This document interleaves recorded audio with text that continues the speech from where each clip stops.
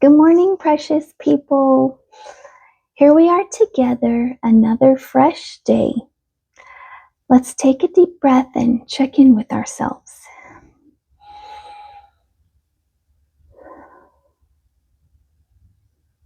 Yeah, I feel good. I feel good. I I don't know if you all do the body scan when you take a deep breath like that, but you can just inhale, and as you're exhaling, you're just kind of like scanning top to bottom. Like, is my stomach upset? Sometimes if you're anxious about something, your stomach will be upset. Or like the other day, I felt like this, or yesterday, I was feeling rushed. So I felt like something up in my chest, like, ee! So there's different emotions you hold in different places in your body. So that's a good way just to kind of check yourself out. It's good to just be aware of what's going on in your body and which tells you what's going on in your mind. Actually, I think things that go on in your mind manifest in your body. So let's do that every morning. Just kind of feel how you're feeling and put a name to it, talk to it. And there's something in there you need to pray about, you can bring that to the Lord. Like I did this week, something was upsetting me on Sunday, and I was able to get it out of my body. So it doesn't, scientifically, this could be a whole show. Maybe I'll do a whole show on breathing. I'll save my thoughts for that. But just so you know, you are irreplaceable with your own unique experiences, wisdom, and light that you bring into the world. Whether you're sipping your first cup of coffee, I am doing water again today. Easing into your morning routine, or if you're already deep into work, I'm so grateful you're here with me. Today is a gift, a brand new page filled with possibility. Let's open it with kindness and curiosity. While we chat, let's remember that we're still growing and learning. So grab your favorite mug and let's welcome this day with open hearts and gratitude, because every morning's a chance to learn a little more. And I'm happy you're here. So make sure if I say something and you want to make a comment on it, feel free. I welcome all comments and suggestions. If you subscribe, you can get all my content, get alerts when I upload something. Yum, yum, yum. Actually, I don't know. This video on YouTube, you can do that. Subscribe and get alerted when things are uploaded. When on X, I think it just shows up in your feed if you follow someone, or I don't know exactly how X works. I'm still pretty new to it. So, yeah, it'll just show up in your feed, except in YouTube. I think they send you notifications when someone you follow uploads a video. Because I've had that before, where it tells me, hey, your person you like just uploaded or went live. That also happens, and so I can join live if I'm following somebody. So what I was hoping to talk about today was near-death experiences, because I just saw in the news another near-death experience that somebody had. I forgot the name of the new one that I heard, but it reminded me. This cat is being crazy. Look at that. She's clawing on the back of the chair. So it reminded me of, I think about a year ago, or it was 2 years ago, almost 3 now, when Jeremy Renner was ran over, or had an accident with a snowplow. And on the Joe Rogan Experience, it was episode 2312, 2312. He talks about his experience, and when I I watched the whole video. And at that time, I was looking to help my daughter with some sicknesses and things she was going through. So I was able to get some good information out of that, the therapeutic rehabilitation that he went through. I think it's like some red light therapy, vibration plates. Can't remember exactly, but yeah, I was trying to help my daughter out, and it was a lot of good information in that episode. But he talked about, if I remember right, he was very close to death if he didn't die. With sweet kitties. They are such brats. But he had so many horrific injuries. I mean, his head was ran over by what would appear to be a tank, like a tank tread. I don't know if you guys have seen the snowplow that he was talking about, but it shows that on Joe Rogan's experience, that episode. What a miracle, you guys, that he survived and that he recovered so well. It really is. Our bodies are amazing. And there was just some hints that I heard in that interview where he might have had an encounter. A lot of people, and through my research, a lot of people who have near-death experiences come, the white light and leaving their body and everything. Some people never talk about it. Some people never feel comfortable enough to talk about it. So whether he had an experience or not, I'm not exactly sure, but the way he's talking about it afterwards, it feels like he has gained some new knowledge and experience. It was an experience for him, and I feel like he did probably have an experience with God. I truly believe that there's an afterlife. And the other person I really liked reading about his name is Eben Alexander. He wrote a book called Proof of Heaven. And he was a neurosurgeon who was very skeptical of God, religion, the afterlife. He was very scientifically minded, leading up to the point when he had bacterial meningitis, and they had to put him in a coma for some reason. When he was in the coma, afterwards, because he's a neurosurgeon or a neuroscientist, he could read all the brainwave things they were doing on him, all the testing, and see like he had brain death. He was pretty much dead. And he has all these hyper real, vivid memories of what happened. And he, I think at one point he said he saw a nurse drop a tool and kind of kick it with her foot and hope nobody noticed. Like he saw and heard and experienced things that, according to his brain wave patterns, should not have been possible to do. So his spirit, I believe we have a spirit, and that spirit is attached to our bodies. It's with us, in us. But then in those moments, we can detach and see what's going on around us. Let's see. A family friend who was there.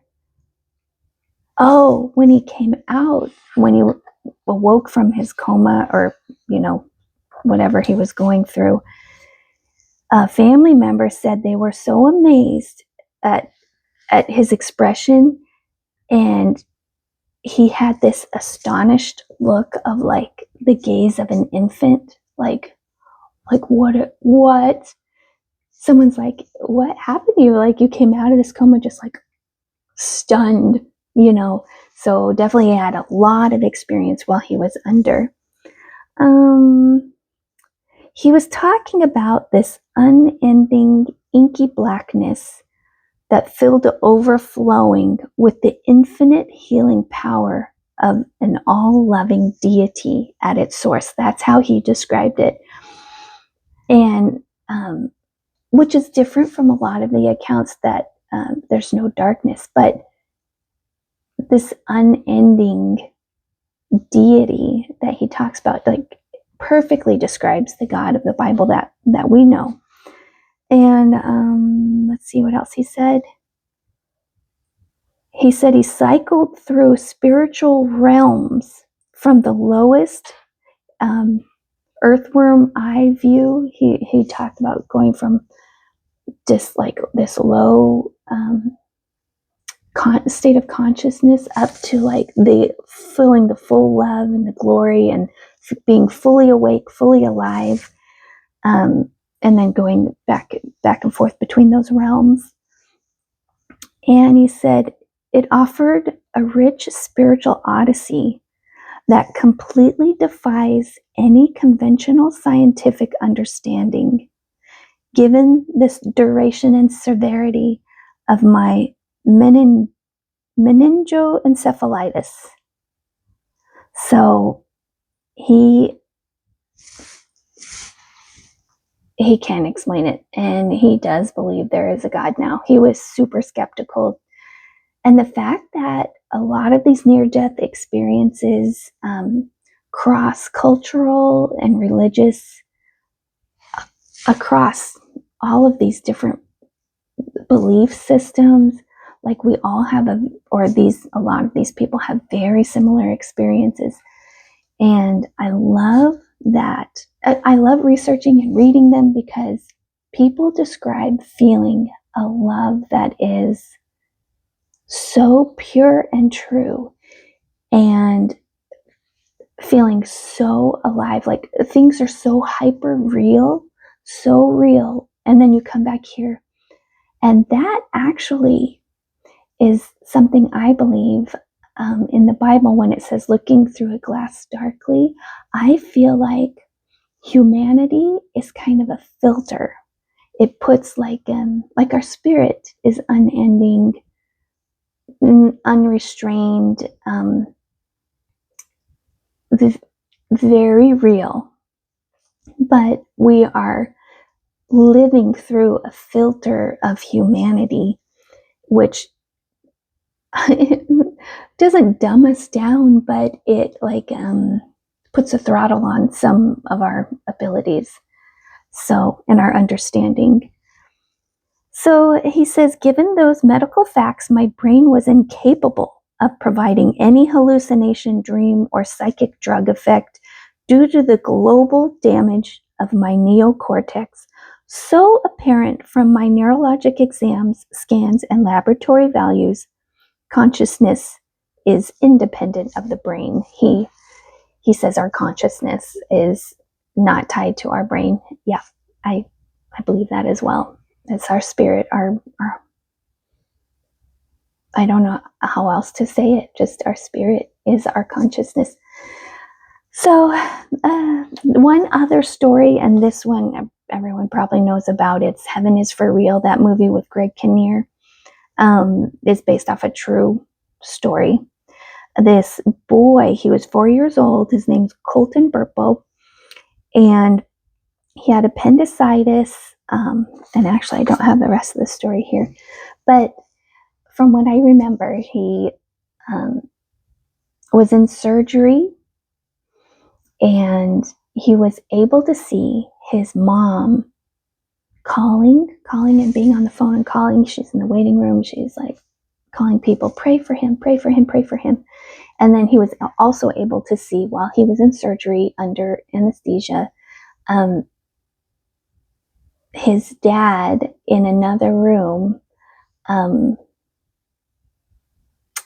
his, I think he was in the chapel that was in the hospital, and he was on his knees praying and begging God to please save his little boy. And while he was in heaven, and this was found out later, like he didn't really talk about it when he came back. He's little, so he probably didn't think. Little kids, they just accept things for what they are. They don't say, this was an experience you will want to know about. So he didn't talk about it for a little while. But then he started talking about his great-grandfather, I believe. and his little sister, or his sister, that his mom had miscarried. I mean, he didn't know about any of those. He had never met his great-grandfather, and he's talking about these people he met in heaven. And it's real. And I love the title of it, Heaven is for Real. It can't, I can't think of any other explanation other than there is a real heaven. We have a real God. And the fact that so many people have experienced this. It was funny, I think it might have been the Eben Alexander story, or maybe the new one that I just read. But this person had gone to heaven, saw the Father and the Spirit, and then when he came back to earth, he was confused. He's like, where was Jesus? Like, I thought Jesus would be in heaven, or, he had no idea where Jesus was. And he had that like lingering question after he came back to life. And I guess he was praying. Man, I wish I would have written down that person's name. But he was praying, and it was impressed on him that, I guess, while he was being worked on, he was in a bad accident, and he's being worked on, and there was this like bubble around him, and it sounded like Jesus was right there guiding all the workers' hands and the people trying to save him. He was there with them, working on him, because he kept praying, Jesus, Jesus, Jesus. And Jesus was right there. I was like, amen. I was just stunned. So it's kind of a good thing to remember, especially when we lose people. I just found out this morning, one of my friends just miscarried twins, and sorry, it's the worst thing I think could happen to people, is to lose a child, even an unborn child. You guys, there's no word for it, is the thing. Like, you have the word widow, widower, but what's the word for a parent who loses a child? Yeah, sorry. I just can't believe it. I just feel so heartbroken for her. But the thing is, we do have hope that we'll see those loved ones again. And we have, I mean, the Bible talks about that hope, the hope of being able to see our loved ones again. So God is so good, and his word is so true. I just love these stories of near-death experiences, because it's so faith-building, and even unbelievers will experience these similar things. So, and I feel like God can give these people a chance to see that he's real, and God uses different techniques with different people to show himself to them. So I'm going to let you go. As we wrap up today's time together, here's my reminder to you. Keep learning and keep growing. Every single day is another chance to uncover something new, to stretch a little further, and to become more of the wonderful person you are. You are valued. You are capable, and the world is better with you in it. Thank you for sharing this time with me. I'll be here tomorrow for more wisdom and heart, and hopefully coffee tomorrow. We'll see. Until then, have a beautiful day, and you are so precious. You're the Lord's precious one. Bye.